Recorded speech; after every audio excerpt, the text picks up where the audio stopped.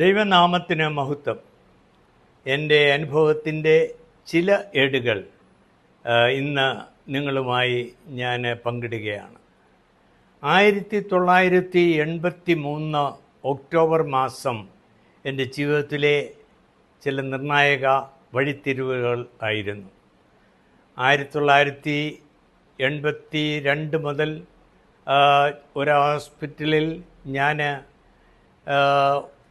Casualty medical ഓഫീസറായി ഒമാനിൽ ജോലി ചെയ്യുന്ന സമയത്ത് അന്ന് പകൽക്കാലം രാവിലെ മുതൽ വൈകുന്നേരം വരെ ഓരോ മിനിറ്റും എനിക്ക് ഓരോ മണിക്കൂറുകൾ പോലെ അല്ലെങ്കിൽ തോന്നത്തക്ക രീതിയിൽ വളരെ പ്രയാസമേറിയ ദിവസങ്ങളായിരുന്നു എന്ന് ഞാനിപ്പോൾ ഓർക്കുന്നു. അതിങ്ങനെയായിരുന്നു. രാവിലെ ഡ്യൂട്ടിക്ക് ഞാൻ പോയി. രാത്രി 8 മണി വരെ കണ്ടിന്യൂസ് പേഷ്യൻ്റായിരുന്നു. ഉച്ചയ്ക്ക് ആഹാരം കഴിച്ചിട്ടില്ല. വളരെ ബുദ്ധിമുട്ടോടുകൂടി നീങ്ങി അന്ന് വൈകിട്ട് ഞാൻ പെട്ടെന്ന് എൻ്റെ ഇടത്തെ കണ്ണിന് ഒരു പ്രതിസന്ധി ഉണ്ടായി. കാഴ്ചയ്ക്ക് എന്തോ പ്രയാസം തോന്നി.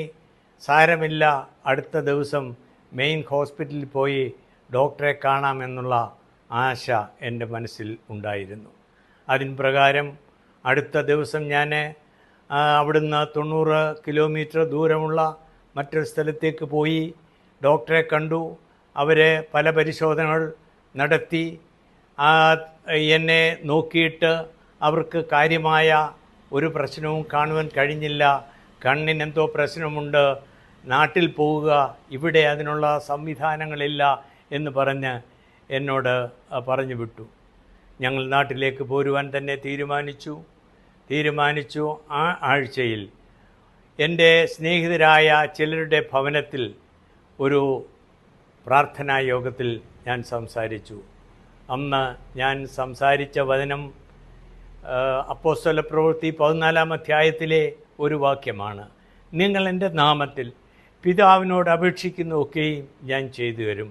ഈ വാക്യം തന്നെ 3 ദിവസവും ഞാൻ ആ വൈകിട്ടത്തെ മീറ്റിങ്ങുകളിൽ സംസാരിച്ചു. അടുത്ത ദിവസം ഞങ്ങൾ അവിടെ നിന്ന് പ്ലെയിൻ കയറി തിരുവനന്തപുരത്തേക്ക് യാത്രയിൽ എൻ്റെ മിസ്സസും എന്നോട് കൂടെയുണ്ട്. എൻ്റെ ഒരു സ്നേഹിതൻ അതേ ഫ്ലൈറ്റിൽ തന്നെ എന്നോടുകൂടെയുണ്ട്. അദ്ദേഹം ഇന്ന് ജീവിച്ചിരിപ്പില്ല. ഞാൻ തിരുവനന്തപുരം എയർപോർട്ടിൽ ഇറങ്ങിയപ്പോൾ എൻ്റെ ഇടത്തെ കണ്ണിൻ്റെ കാഴ്ച പൂർണ്ണമായി നഷ്ടപ്പെട്ടു. ഞാൻ ഇങ്ങനെ മനസ്സിൽ ചിന്തിച്ചു, കർത്താവെ, കഴിഞ്ഞ 3 ദിവസമായി ഞാൻ നിൻ്റെ വചനത്തിൽ നിന്ന് ഇങ്ങനെ സംസാരിച്ചു, നിങ്ങൾ എൻ്റെ നാമത്തിൽ പിതാവിനോട് അപേക്ഷിക്കുന്നതൊക്കെയും ചെയ്തു തരാമെന്ന്. ദൈവമേ, എന്തുകൊണ്ട് എനിക്കിത് ഭവിച്ചു എന്ന് ഞാൻ സ്വാഭാവികമായി ചിന്തിച്ചു. ആ യാത്ര, അന്ന് ഞങ്ങൾ എറണാകുളത്താണ് താമസിക്കുന്നത്. എറണാകുളത്തെ പ്രസിദ്ധമായ ഒരു ഐ ഡോക്ടറുടെ ഭവനത്തിലേക്ക് ചെന്നു. അദ്ദേഹവുമായി പരിചയമുണ്ട്. അദ്ദേഹം ഇന്ന് ജീവിച്ചിരിപ്പില്ല. അദ്ദേഹം ഞങ്ങളെ കണ്ടിട്ട് എൻ്റെ മിസ്സസിനോട് ചോദിച്ച ചോദ്യങ്ങൾ ഹൃദയഭേദകമാണ്. കുഞ്ഞുങ്ങൾക്കൊക്കെ എത്ര വയസ്സായി, അവർ പഠിക്കാൻ പ്രായമായോ, ഇങ്ങനെയൊക്കെ ചോദിച്ചപ്പോൾ എനിക്കതിൻ്റെ ഗൗരവം മനസ്സിലായി. അദ്ദേഹം പറഞ്ഞു, ഇപ്പോൾ തന്നെ മധുരയിലേക്ക് പോകണം, ഇവിടെ കേരളത്തിൽ ഇതിനുള്ള ചികിത്സയൊന്നും ആയിട്ടില്ല, അല്ലെങ്കിൽ നിങ്ങൾ വിദേശത്ത് എവിടെയെങ്കിലും പോയി കാര്യങ്ങൾ ശരിയാക്കണം. അതേ രീതിയിൽ തന്നെ അന്ന് രാത്രിയിൽ തന്നെ ഞങ്ങൾ മധുരയിലേക്ക് യാത്രയായി.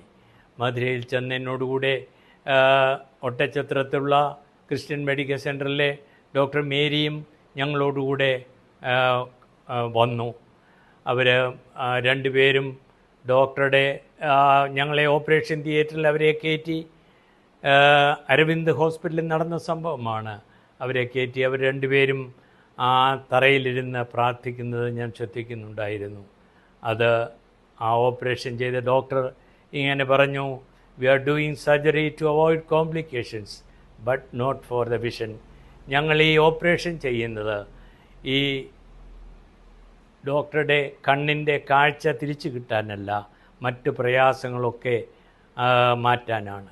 അപ്പോഴെൻ്റെ ഹൃദയത്തിലേക്ക് ദൈവാത്മാവ് ഈ വചനം തന്നു, നിൻ്റെ നാമത്തിൽ അപേക്ഷിക്കുന്നൊക്കെയും ചെയ്തു തരാമെന്നുള്ള വചനമാണല്ലോ കർത്താവെ കഴിഞ്ഞ 3 ദിവസം ഞാൻ സംസാരിച്ചത്. നിൻ്റെ നാമത്തിൽ ഞാൻ അപേക്ഷിക്കുന്നു എന്ന് മാത്രം പറഞ്ഞ് ഞാനും വളരെ പരിക്ഷീണനായി എന്ന് മാത്രം പറയട്ടെ. ഞാൻ 2 മാസം അരവിന്ദ് ഹോസ്പിറ്റലിൽ ഒരു സൈഡ് ചരിഞ്ഞ് ലെഫ്റ്റ് ലാറ്ററൽ പൊസിഷനിൽ ഞാൻ കിടന്നു 2 മാസം. ഇന്നത്തെ സംവിധാനങ്ങളൊന്നും അന്ന് റെറ്റിനൽ സർജറിക്കില്ല.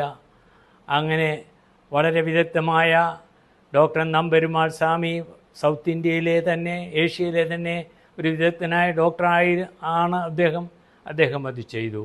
എന്നാൽ കാഴ്ച ലഭിക്കുമെന്ന് അവരാരും പറഞ്ഞില്ല. എന്നാൽ എൻ്റെ ദൈവം ഞാൻ പറഞ്ഞ ദൈവവചനത്തെ എനിക്ക് അർത്ഥമാക്കി തീർത്തു. ഇന്ന് ഞാൻ കുറേ ബുദ്ധിമുട്ടുകളുണ്ടെങ്കിൽ തന്നെയും കാഴ്ചയുള്ളവനായിട്ടാണ് ഇന്ന് ആയിത്തീർന്നത്.